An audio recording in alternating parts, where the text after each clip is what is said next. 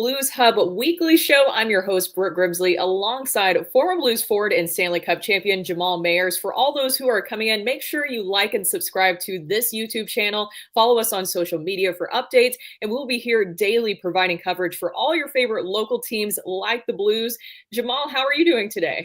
I'm doing great. How are you, Brooke? I'm doing great. You have to be feeling good because we're going to get into the Blues in just 1 second. But last week, you pointed out that you're alumni, if people don't know, of Western Michigan. So you have to be buzzing right now with your former team. Yeah, it's a historic day or time for the school and first time ever to the Frozen Four, and it just so happens to be here in St. Louis as well. So it's unbelievably exciting, and so happy for my former teammate and captain Pat Ferschweiler is the head coach there, and I've been keeping up to date all year with how well the team's been going, and it's one thing to play well through the year, but to finish, to get to the Final Four is pretty special. So hopefully they enjoy it, and two more wins. That's all they need. Two more wins. Two more wins. And will you be out there celebrating? I know you have a busy schedule, but I feel like you can carve out some time for that. That would be appropriate, I would think. But definitely excited for the school. And the new rink is coming in 2028, so the timing couldn't be better. And as Jamal mentioned, if you want to go see that, that will be over at the Centene Community Ice Center. So make sure you go support it. So obviously, great things, Jamal, surrounding the Blues right now. 9 wins in a row. I mean, what can you say about this team other than how great they're playing? But I want to go back to yesterday's game against the Avs. Obviously, a really tough team to beat right now, especially at home. Robert Thomas saying after the game that it felt like a playoff game, 2-1 the final. What did you see from that one? Honestly, like what stood out for me was Binner was magical, and it's really impressive how cohesive and how together this team is all playing on the same page, and it's been really impressive what Monty's been able to do in such a short period of time. I think that it took some time for him to put his stamp on what and how they wanted to play and kind of figure that piece out, but it seems like ever since they came back from the break, they've been firing at all cylinders, and it's like the vote of confidence that management gave to stand pat and not trade their captain and not make moves.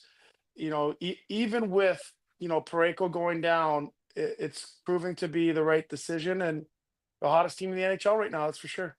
Jordan Binnington, as you mentioned, terrific work in that game against the Avs with 28 saves, and he just really continues to fuel the Blues. Do you think this is like a Four Nations bump that's going on from him from that championship? Absolutely, I think it is. I think that it's one thing to everyone was always looking at that whole tournament and saying the biggest question mark for Canada was in goal. And I think that he heard all that noise. And I think that John Cooper did a great job of putting him in a position and anointing him the starter from the beginning and didn't waver. That gave Jordan confidence. And I think that he's rolling it into the stretch run for this group. And I think he wants to do something special. It's pretty unique that what they've been able to do and how far. I think they're now what they have 6 points up on Vancouver, 7 up on Calgary. A nice little cushion there, but I'm sure they want to keep it rolling. For everybody who's coming in, make sure that you get your questions in to the chat for anything that you want to ask for Jamal, anything about the Blues. You can drop it in the chat and we'll get to those questions. But Jamal, right now, with this team rolling right now with 9 straight wins, there's always an identity that forms with every group. And one thing you've pointed this out, this is something that I think a lot of us have noticed, is the Blues just continue to take away the middle of the ice. Anything from the dots in, if you're going to go do anything inside, it feels like you have to work really hard to get it with this Blues team. They basically say you can have the perimeter of the ice, but the interior, good luck on that. And that's a lot of credit right to the Blues and what they've established here defensively. Yeah, I think that they're playing in layers, and Monty's got them all committed to playing defense, and they're comfortable. And when you have confidence in your goaltender, you're patient and you're comfortable playing close games. They've been scoring a ton of goals too, so it's not just about defending, and they're getting contributions up and down the lineup. And I think that empowering some of these younger guys to take ownership and want to have a bigger piece, and fourth line's been creating energy and doing what they need to do. I think that everyone feels like they have their role, and I think that the balance in the first two lines has really helped as well. And you don't have to have Thomas with Kyrou, and those guys being separated has really helped as well. I'm glad that you brought up the fourth line because I feel like you do have to have a good fourth line to be able to have a lot of success. We saw that with the Blues in the 2019 Stanley Cup run. That was a really physical, big fourth line that you had. This group is a little bit different. They call it the WTF line. I don't know if you've seen people call them that, but what is really standing out to you about that fourth line?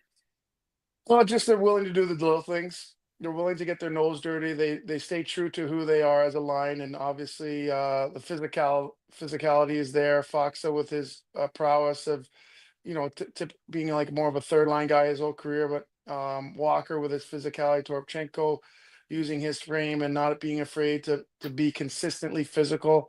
I think that puts other teams on notice. They're not sure who's coming, so um, I think biggest thing sticks out for me with that line is the consistency that they played with, and they've taken the runway a little bit of time they've been given, and they're making the most of it.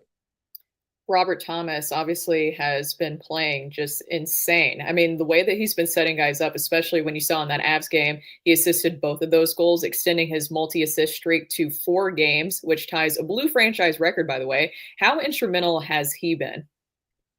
Well, you talk about the bump that Bennington got from the Four Nations. I think if he were healthy, he would have been right there and was in consideration. And I think that his goal is likely to play in the Olympics for Canada. And I think that he's definitely on the short list. So what I've been impressed with is his ability to like do it when it matters the most, and I go for that goes for all the top guys. It's one thing when the pressure's on and the heat's on, it's very difficult to produce, and everyone knows who they need to stop, but they still haven't been able to do it. And I give them credit, those top two lines, and he's a big part of why they've had success. He's been able to produce continually during this stretch. Yeah, that's what I was going to ask you about because, I was hearing that Robert Thomas wanted to be a part of the Four Nations and obviously represent Team Canada, but he was kind of dealing, as we know, with that ankle injury and he needed that time to rest up a little bit. I mean, he really is making a pretty strong case for the Canadian Olympic team at this point, I would assume. Oh yeah, there's it also helps that your GM gets to see you every day and knows that I think what helps him too is that he's improved in the last few years his face-offs. He's not a liability defensively. He can kind of chip in and kind of slot in different positions. I think that's going to help him, and he can kill penalties. And he's a guy who's kind of allowed himself to work on different parts of his game and be able to try to change and fit wherever he needs to be. He's likely going to be on the third or fourth line in that type of situation. And I don't think they would have thought that he could do that job 2 or 3 years ago, but he's proven that he's quite capable the last few years. We were talking to Jamal Mayers about the Blues 9 game win streak. A lot to like for this. If you have any questions, make sure you get them in on the chat. Now, look, there's always something quirky, Jamal, with every single team of things that might push them behind the scenes other than good play. And I'm sure you have seen Jobu has been a big part, apparently, of the Blues run that we've seen with these 9 straight wins. Even Jordan Binnington saying the other day that he gave them a little bit of a intermission speech that really pumped them up. It's funny, it's quirky, whatever works, right? That's exactly it. It's a long season. You got to find different things to motivate you and keep it light and just enjoy the ride. I think that anytime you see guys having a good time and having fun coming to the rink, you're going to play your best. So whatever it is, I think it's great. I love it. Did you ever have anything like that during your playing days with any of your teams? No, we just had one of the funniest guys he ever played with, Mark Bergevin. He was just entertainment all on his own, just keeping things light. And you need guys like that in the dressing room to help take the pressure off and let you just have fun and enjoy. Remind yourself that we're playing a game for a living, and let's not take ourselves too seriously. So we have a question from Ace 6583. Rob, he says, who is your starting goalie on Tuesday? Well, honestly, I would go to Binner, and based off of his, he's a veteran guy, and if he feels like he could go, then I ride him. I think that this is crunch time, and if he's feeling any kind of wavering. I mean, I know you've got two great goalies in Hofer as well. I think you let the schedule dictate it. You've had a little bit of a break, and you know what? Uh, I would ride Binner. Well, that's just me, but you will have to go. You are not going to be able to ride him the rest of the way, but I might go 80-20 Binner. This is a really great goalie tandem. As you mentioned, you could go with either one of these guys. Jordan Binnington, of course, as we talked about earlier, that Four Nations bump, he's just really rolling right now. And I mean, this goalie tandem, I don't know if you could rank them with like some of the top that you've seen here in recent years, but it seems like as good as that you've had in recent years. Yeah, and I think what's really important to remember is that you touched on it is the way that they're defending it. It's really conducive to limiting those quality chances, and I think that that is just as much a factor as the team defense has really stepped up in regard to what they're giving up, the quality that they're giving up. And so I think it's allowed both of them to have success. And I think that the team has confidence in Hofer. The team definitely has confidence in Binner. So I don't think Monty can go wrong, but I wouldn't be surprised if he leans toward his ace down the stretch. Now, going back to a little bit earlier this week, that Predators win. I mean, I feel like we just keep talking about impressive wins that they have, but that one was a come from behind win, and it was just incredible to see the way it worked out. Dylan Holloway, a great game for him. I know there's a lot of players that you can point out, but Dylan Holloway, a great game for him in that one. And it seems like now that the Blues have this win streak, people are kind of taking it a little bit more seriously. That people are revisiting the offer sheet situation from this offseason of bringing in Dylan Holloway and Broberg. I mean, the Oilers have to be kicking themselves for letting those two slip away, right? Yes. I got to be honest with you. I thought for sure that they would match Broberg. I thought just on paper they might let Holloway walk. He hadn't proved that he could be a top six guy up until this point. So, but Broberg and the skill set that he has as a young defenseman who has massive offensive upside, who skates as well as he does, they don't grow on trees. And so, I was surprised. I didn't think they'd be able to just because they were up against it with the numbers, but I thought they would find a way to match Holloway. But I'm glad they didn't because he's really proven a lot of people wrong that he certainly is and can be if given a chance a top six forward. Yeah, it makes Alexander Steen's job a little bit easier when he takes over as the GM soon, that you already have those two guys ready to go. Bobby Lee Johnson says, great win, best skating Blues team in years. And it usually is kind of based off a player, right? It's usually based off of one or two players. And I know that we could point to Jordan Kyrou and Robert Thomas, but this is a really great skating team. Who do you think that it's being kind of modeled around currently? Well, I think that the system that Monty wants to play, in my opinion, since the break, they're playing faster, and that means they're closing quicker. They're spending way less time in the defensive zone. And when you're doing that, there's a certain amount of trust, and because they have trust, they can leave the zone a little bit earlier. And when you leave the zone a little bit earlier, their D have to back out. And when you make indirect plays using the boards, you're playing faster. You're getting through the neutral zone a lot quicker. And I think structurally, playing that way has allowed all of them to look faster. But I would give a lot of the credit to the defense. They don't spend a lot of time in their own zone. Um, they move the puck up quickly. They become a part of the attack as well, and it's been a real group effort, especially since Parayko's been down. And speaking of Pareko, we had one of those questions come in. Ace Rob asking if Pareko comes back. I know you play him, but do you keep one extra demon and keep Tucker in the lineup? So, what do you see happening with Colton Pareko? Obviously, we're getting pretty close to his return because he's been traveling with the team and skating with the team. So, what happens when he returns? Who is the odd person out, or do you find a way to keep Tucker in? No, I mean, I think it's a compliment to Tucker that he's making this a conversation.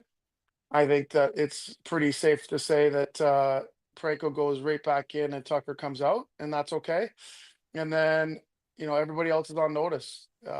Guys who don't have a good game, then Tucker could slide in there. But as soon as Parayko is ready, he'll be back in there, and the likely guy who'll be out will be Tucker, and that's no slight against him. The D are playing well, and And the good thing for him is they know what he can do when he gets a little bit of runway, and hopefully he gets his opportunity. He's ready for it. It just seems like everything is aligning perfectly for the Blues right now because the other big news, circling it back to the NCAA tournament, like we were talking about earlier, you hate to see it happen in the way that it happened with UMass beating Minnesota in overtime after a 3-goal third period. But the good news coming out of that is that the Blues were able to finally get their guy, Jimmy Snuggerud, signing him to a 3-year entry level contract. How great was that to see to have Jimmy Snuggerud signing that contract, getting that done? It's about time. I know. I know. We've been talking about Jimmy Snuggerud forever. You know what? Give him credit. He wanted to stay at school and try his best to get his team to a national championship. You can't fault him for that. And selfishly, as a Blues fan, I'm excited for him to start his career as a Blue. And it's going to be tough for him to get in the lineup, though. I'll tell you that, the way as well as they've been playing. So uh, pretty cool too. He'll be wearing 21. I know a few pretty good players that wore that number. So I'm excited for him. I think that it won't take him long to pass my goals as a Blue. So yeah, he's a sharpshooter, and the fans should be very excited about him coming to the Blues. Obviously, it was your number. That's right. So there's a lot of pressure there, right? Any advice that you give to him for donning the number 21 like you did? No, no, he's a very special player. It's kind of just making a little bit of joke, but self-deprecating humor. But he's been waiting for a long time for him. The nice thing is they're not looking for him to be a savior. This is a really good team playing really well. Hopefully, he gets a couple of games here as we head into the playoffs. And you never know. It's funny the way it works in the playoffs. A lot of young guys who've never really played much in the NHL give teams a bump in the playoffs, and it's definitely a positive, and you've seen it historically over the years. So do not be surprised, even if he doesn't only plays 1 or 2 games down the stretch, that he plays in the playoffs. Do not be surprised. So then where do you slide him in at? And where do you think he would be best suited in those situations? Yeah, I think obviously the easiest thing to do would be put him on the fourth line, but I think they probably want to see him probably in that third line role. Um, what does that mean? You never know who that means they take out, but yeah, I think he ends up on that third line. And this is kind of putting you on the spot, but I was just curious if for the people who haven't seen Jimmy Snuggerud, to your point, we've been talking about him for a long time. So I feel like a lot of people have seen him, especially if you watched him in Minnesota. But is there a player comp for Jimmy Snuggerud? Oh, that's a good question. Not that I can think of right now, but I will come up with someone. I will Circle come up it with back. someone. Yeah, Yes, circle it yes, back. definitely. I'm Yeah. gonna I'm, I'm gonna look it up. I got a player in mind that I'm thinking of, but While you're doing that, for the people who haven't seen, here's you in your number 21 jersey back in the day. oh jeez, oh behind me. All right, let's see.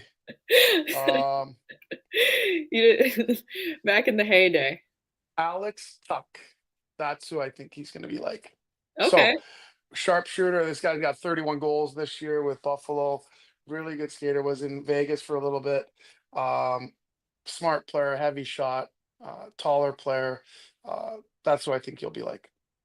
And with Jimmy too, even if he doesn't get to play, which I'm sure that they will, how big is it though to at least have him around? I saw him in the background of the video the other day when they were playing the Avs. How big is it to just have him around so he can see all of this right now with the Blues? Oh, it's massive in his development. It's like a head start on next year for him. Like so, it's all bonus. It's all the most exciting time of the year to be around. The team is playing well. It's not like he's coming to a situation where they're not playing well, which could be very, you're excited as a young guy, and you get to a situation where team's struggling. That could be very tough. So I think it's great. He's coming in, everyone's feeling good, everyone's going to be welcoming and excited to see him and have him come in, and quite honestly, very likely play some meaningful hockey this year. So it's an exciting time for him, and I'm sure he's enjoying it and looking forward to his first game, whenever that is. Ace has a question for you. Ace Rob asking, can you ask Jamal if there is one person he hated playing against? Oh my goodness. Lots of guys. Um I hated Lots of guys. lots of guys, but I You would like pull have to out like a go. list from Yeah, your there's like a drawer. list. Like Maltby, Draper, those kind of guys. Those two would be on the top of my list. Detroit Red Wings. Yeah, lots of fun times back then, huh? Yes. Oh yeah. We had our battles. Yeah. Ian LaPerriere. Um, there's lots of guys. I have a whole list. I should make one so I'm more prepared next time. I like that. All right.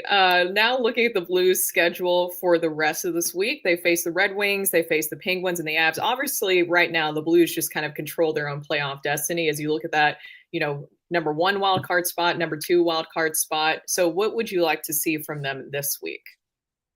Just continue to roll and continue to enjoy this ride, and you want to be playing your best hockey heading into the playoffs, and they've certainly put themselves in a tremendous position these last 9 games. And the challenge for them is just going to be able to take it one game at a time, and stay focused and in the moment. And I think making it light and having fun and enjoying it is a real smart way to be able to do that, so that they continue to have fun. Is there, I know that some people have been discussing, which team you would rather face, whether it's the Jets or the Golden Knights. Does it really matter to you how it shakes out with the wild card? Well, those are two great teams. I would prefer to avoid Vegas, if I'm being honest. I think that they're suited for the playoffs. They're built, the way that they play, the way that they're coached is a playoff style.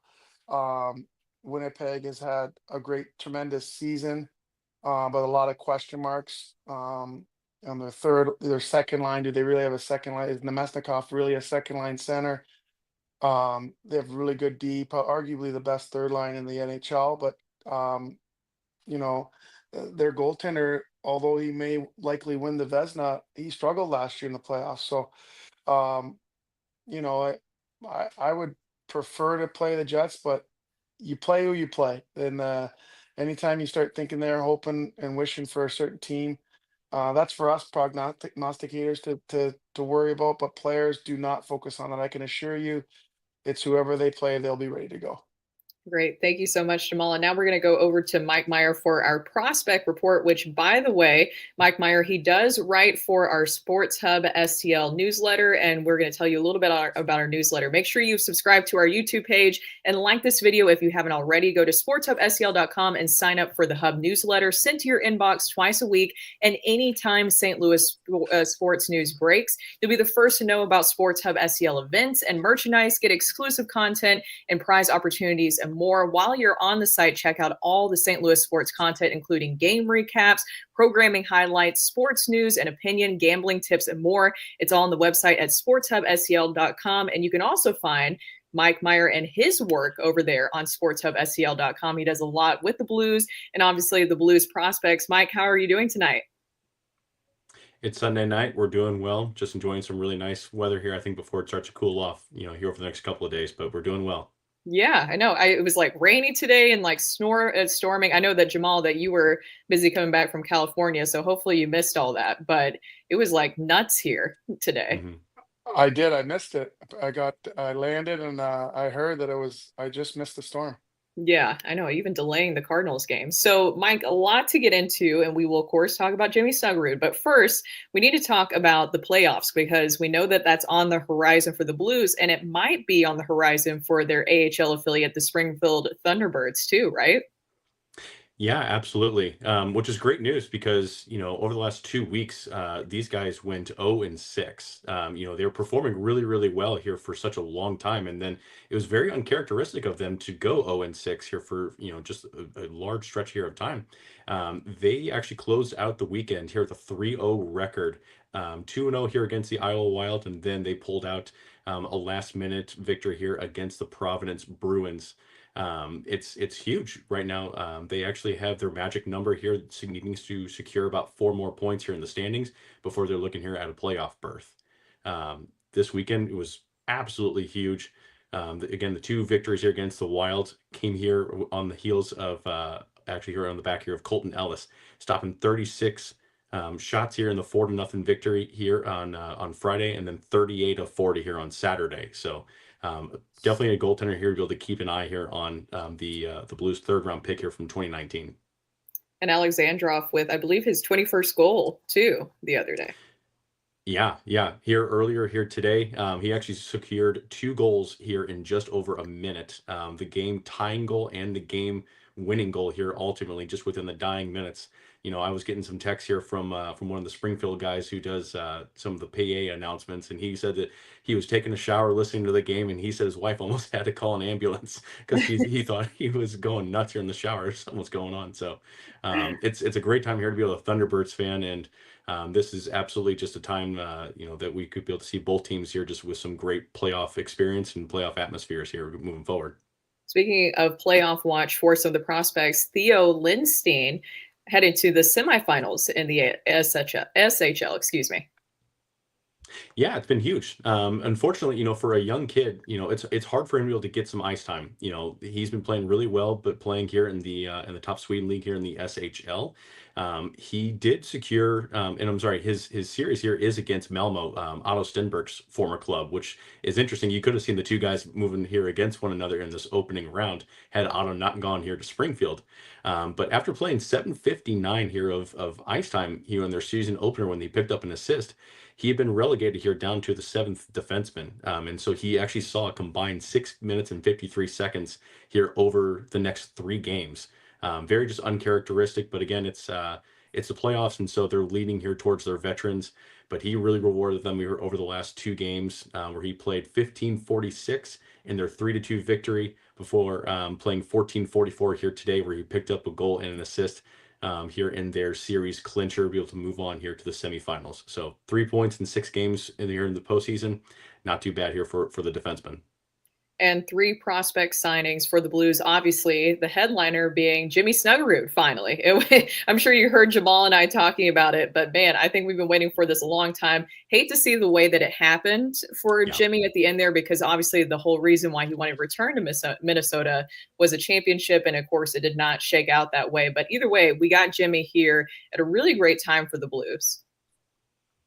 Yeah, yeah, it's huge. I mean, any single time that you can be able to secure a Jimmy Snuggerud signing, that's massive, massive signing. I actually had to pull over here at a gas station here on my way home to make sure I got the article up in time here as quickly here as I could. So, if people are interested in here and checking them out, feel free to be able to check out Sports Hub's website. But I was lucky enough to be able to have my iPad with me, and I just turn on the hotspot to be able to get the article all written up. I think I had some people looking at me at the gas station like, "What is this dude doing? Just sitting here, just typing away."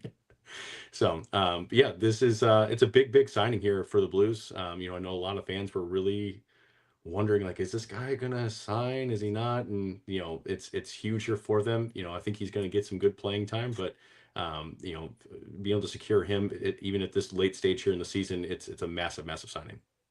Great. Thank you so much, Mike, for giving us that prospect report. And thank you, Jamal, for joining us tonight, too. Thank you. All right. That is our Blues Hub weekly show. We will see you guys next week. And maybe the Blues will just keep winning at this point, and we'll just keep talking about more in a row. Thank you all for joining us. And make sure you go to sportshubscl.com for more of Mike's work and to see all our other stories that we have on all the local sports team. That's it for our Blues Hub weekly show. We'll see you next week.